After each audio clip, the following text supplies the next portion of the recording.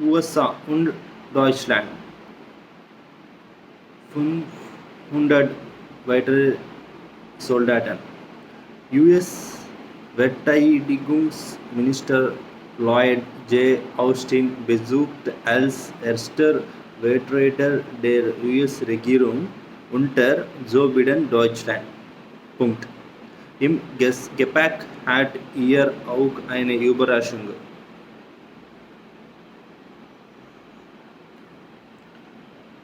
Lloyd Austin mit seiner Amtskollegin äh, Annegret Kramp-Karrenbauer. Es ist eine deutliche Abkehr von der Politik seines Vorgängers. Bei seinem ersten Besuch in Deutschland seit Amtsantritt hat US-Verteidigungsminister Lloyd Austin verkündet, weitere 500 Soldaten in Deutschland stationieren zu wollen. Das sagte er nach einem Treffen mit seiner Amtskollegin Annegret Kramp-Karrenbauer in Berlin. Die Soldaten sollen in Raum Wiesbaden stationiert werden. Diese Truppen werden die Abschreckung und Verteidigung in Europa stärken, sagte Austin. Die US-amerikanische Vorgängerregierung unter Donald Trump hatte noch im vergangenen Sommer den Abzug von 12.000 Soldaten aus Deutschland angekündigt. Das dürfte sich nun endgültig erledigt haben. Die US-Truppen, die in Deutschland stationiert sind, werden nicht weiter reduziert. Im Gegenteil, sie wurden 500 zusätzliche Kräfte erhöht. Das verkündete Lloyd Austin gemeinsam mit Verteidigungsministerin bei seinem Besuch heute in Berlin. Vertrauen wieder gewinnen.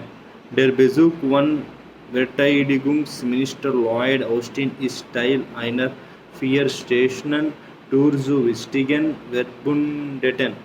Es ist eines von mehreren kürzlich abgehaltenen virtuellen oder persönlichen Treffen zwischen Mitgliedern der Biden-Administration und ihren europäischen Amtskollegen.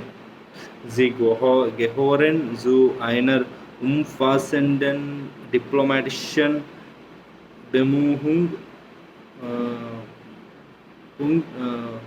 die Vereinigten Staaten wieder als Führend im Umgang mit der globalen Stabilität zu etablieren und nervöse Verbündete zu beruhigen.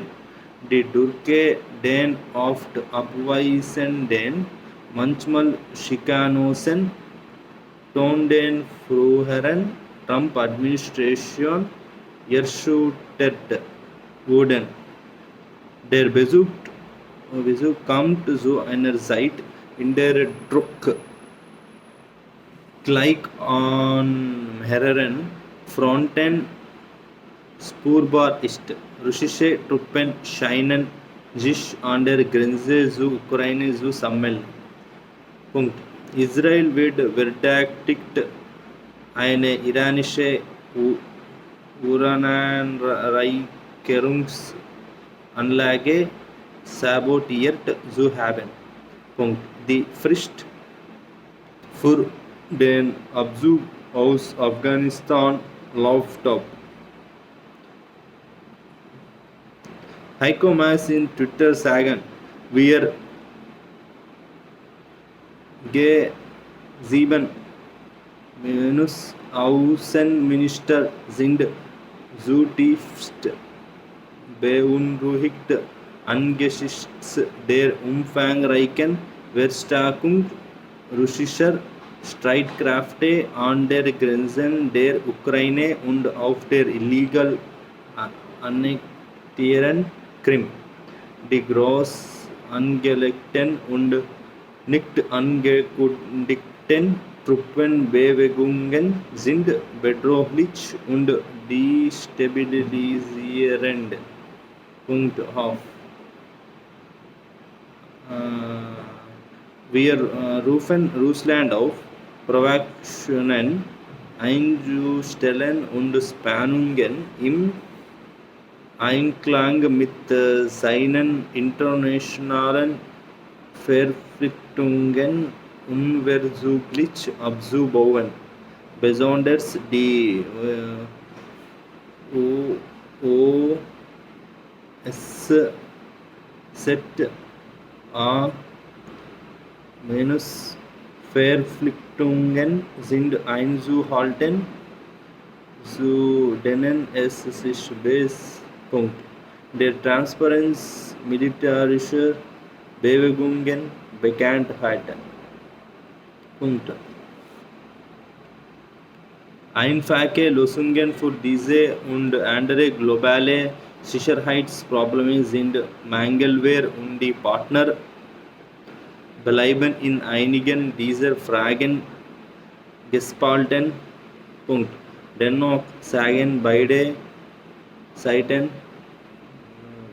sie seien verpflichtet, zusammenzuarbeiten. Deutsche und amerikanische Soldaten stehen in einer Reihe von Operationen Seite an Seite, sagte vor dem Besuch Austins ein Sprecher des deutschen Verteidigungsministeriums in einer Stellungnahme der Deutsche Welle und beschrieb die deutsch-amerikanische Partnerschaft als stark und wachsend. Austins Treffen mit Verteidigungsministerin Annegret Kramp, Karen Bauer und anderen deutschen Verteidigungs- und Sicherheitsvertretern sollte laut einer Erklärung der US-Verteidigungsministeriums den Wert bekräftigen, den die Vereinigten Staaten auf die bilateralen Verteidigungsbeziehungen mit einem unserer engsten NATO-Verbündeten legen. Ukraine-Konflikt Angst vor dem großen Feuer wächst.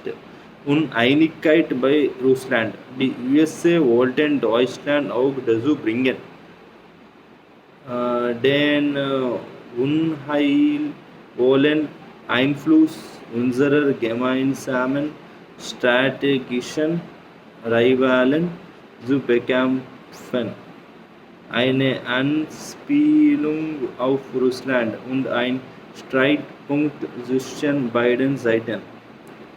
Wie Trump ist auch der amtierende US-Präsident Joe Biden gegen Nord Stream 2, eine Unterwasser-Gaspipeline, die die russischen Erdgasverkäufe nach Deutschland verdoppeln konnte. Biden nannte es ein schlechtes Geschäft für Deutschland und wird wohl die Sanktionspolitik aus der Trump-Ära fortsetzen. Die deutsche Regierung verteidigt das Projekt als ein von der Geopolitik losgelöstes kommerzielles Geschäft. Die USA und viele europäische Verbündete Deutschlands halten das für naiv und befürchten, dass es Klimaziele untergräbt und so voll Die Deutsch als auch die europäische Sicherheit gefährdet.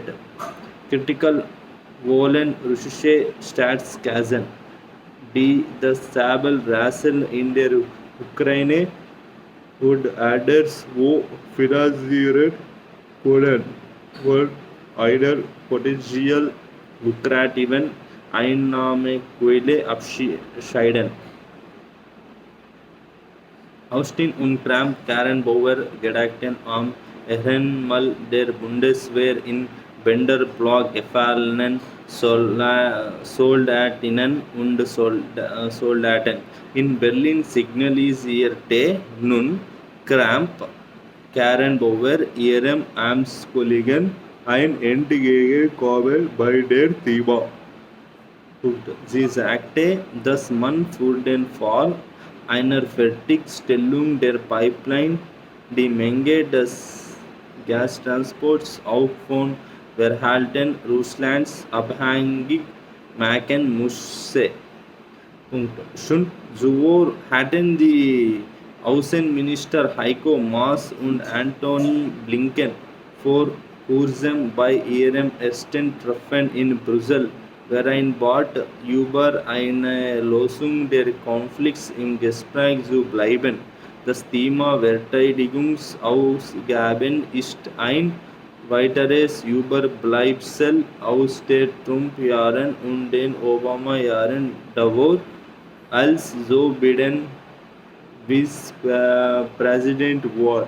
Deutschland hat seinen Verteidigungshaushalt laut NATO-Angaben seit 2013 etwa ein Drittel erhöht, wird aber noch mehr ausgeben müssen, um die vereinbarten 2% des Bruttoinlandprodukts bei 2024 zu erreichen. Unter den NATO-Mitgliedern liegt Deutschland bei den Verteidigungsausgaben unter dem Durchschnitt. Es ist auch eines der wenigen Mitglieder, die eine weniger bekannte Kennzahl nicht erreichen, nämlich dass 20% der Ausgaben für Ausrüstung ausgegeben werden. Die Frage der Grünen nach seinem Besuch in Berlin plant Austin nach Süddeutschland weiterzureisen, wo sich die europäischen und afrikanischen Kommandos des US-Militärs befinden. Deutschland beherbergt eines der größten Kontingente von US-Truppen außerhalb der USA und ihre jahrzehntelange Präsenz wird aus symbolischen, sicherheitspolitischen und wirtschaftlichen Gründen breit unterstützt. Afghanistan, der Krieg geht im Kopf weiter. Allerdings ist nicht alles eitel Sonnenschein.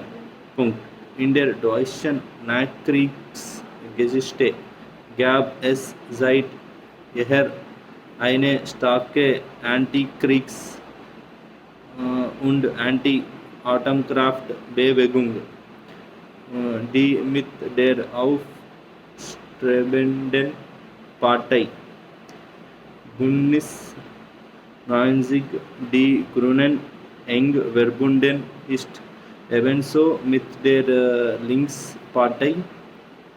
Die Grünen sind derzeit in einer starken Position, der nächsten Regierung nach der Bundestagswahlen im September beizutreten oder sie möglicherweise sogar anzuführen.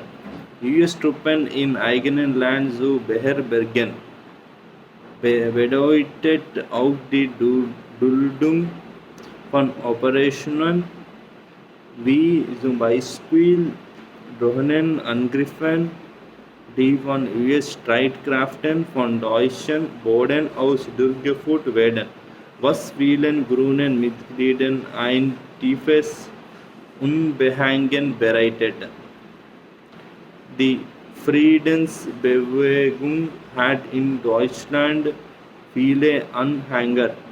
Das Wahlprogramm der Grünen unterstützt in Großen und Ganzen die NATO und die transatlantischen Beziehungen, fordert gleichzeitig aber auch ein atomwaffenfreies Deutschland. Das würde die US-Militärplanung durchkreuzen in der Politik der nuklearen Teilhabe der NATO widersprechen. Das Parteiprogramm der Grünen lehnt zudem die 2% Ausgabenrichtlinie als willkürlich ab. Die Partei fordert stattdessen eine faire Lastenteilung. Punkt. Die Grünen sehen die weitere Rolle Deutschlands in Afghanistan skeptisch. Punkt. Im März stimmte der Bundestag für eine Verlängerung des NATO-Einsatzes in Afghanistan. Punkt. Die Mehrheit der Grünen Fraktion stimmte dagegen oder enthielt sich. Punkt. Auf einer Pressekonferenz im vergangenen Monat sagte Biden, die USA planen in der Tat, ihre eigenen Truppen irgendwann abzuziehen, aber wahrscheinlich nicht bis June 1. Mai. Punkt. Dankeschön.